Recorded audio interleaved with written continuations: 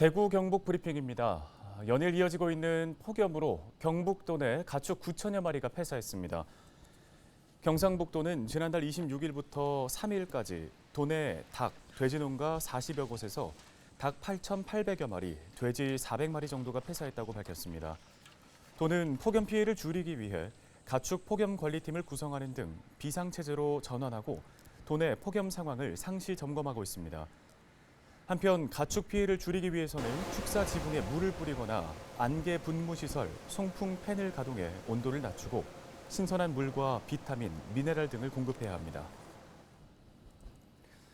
영주시가 관내 저소득 취약계층에 냉방비를 긴급 지원합니다. 영주시는 관내 기초생활수급자와 법정 차상위계층, 아동양육비 지원 한부모 가족 등 모두 6,400여 가구에 냉방비 5만 원씩을 지원한다고 밝혔습니다. 이는 계속되는 폭염과 전기요금 인상에 따라 어려움을 겪고 있는 저소득 취약계층을 보호하기 위한 것으로 에너지 바우처와는 별개로 지급됩니다.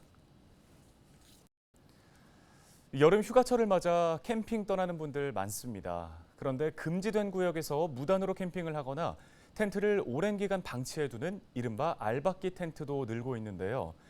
이 알박기 텐트 강제로 철거하거나 처벌을 할 수도 없어서 지자체들은 골머리를 앓고 있습니다. 김수아 기자가 현장 취재했습니다. 강을 따라 텐트와 캠핑카가 줄지어 들어서 있습니다. 주변을 오가는 사람은 보이지 않습니다. 일부 텐트엔 페인트로 글씨가 쓰여 있습니다. RX, 알박기 텐트를 뜻하는 말입니다. 주인이 없는 캠핑카도 있습니다. 다가가 문을 두드려 보지만 CCTV 카메라만 반응할 뿐 인기척이 없습니다. 계세요?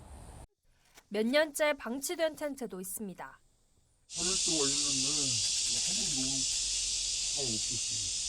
작년에도 오고 재작년에도 왔다 갔다 집에 가는 길에 오고 이제 좌우가 오면서도 한 번도 없었어요. 알박기 텐트 주변엔 쓰레기가 넘쳐납니다. 장기간 방치된 텐트 앞에는 이렇게 일회용품과 술병, 부탄가스 등 쓰레기가 쌓여 있습니다. 얼마 뒤 텐트 주인이 나타납니다. 주인은 장기간 텐트를 두고 다녀도 전혀 문제없다고 말합니다. 가끔 가다 와요. 일주일에 한두 번. 여기 뭐 장기 놔둬도 금방 있어요. 화장실은 뭐 땅 파고 여기다가 있고 뭐 그러니까. 실제로 하천 인근 알박기 텐트를 철거할 법적 근거는 없습니다. 텐트가 하천 흐름을 방해하지 않는다면 손댈 수 없는 건데 할 수 있는 것은 계도가 전부입니다. 장갑을 한다고 해서 저희 쪽에서 할 수 있는 방안은 없어요. 그냥 뭐 계도하는 정도밖에 할 수가 없는 상태이거든요. 법이라도 있으면 법을 집행하는 입장에서 할 텐데 그런 근거가 없으니까. 이런 가운데 해수욕장에 장기간 방치된 텐트는 지자체가 철거할 수 있도록 지난달 법이 개정됐습니다. 하지만 하천 옆 알박기 텐트는 여전히 규제 대상에 빠져 있어 하천을 중심으로 알박기 텐트가 성행할 것이라는 우려의 목소리가 나옵니다. 헬로티비 뉴스 김수아입니다. 대구시가 농협과 함께 고령 농가 안부 전화를 하는 등 폭염 속 농업인 안전을 지키고 농업 피해를 최소화하겠다고 밝혔습니다.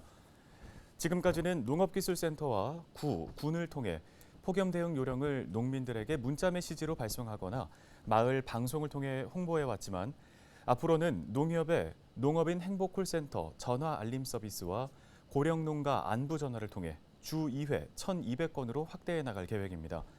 또 생산성이 떨어지지 않도록 하우스 차광, 수막 시설을 가동하도록 하는 등 현장 기술 컨설팅에도 나섭니다. 송유관에 구멍을 뚫어 21억 원 상당의 석유를 몰래 빼돌린 일당이 경찰에 붙잡혔습니다.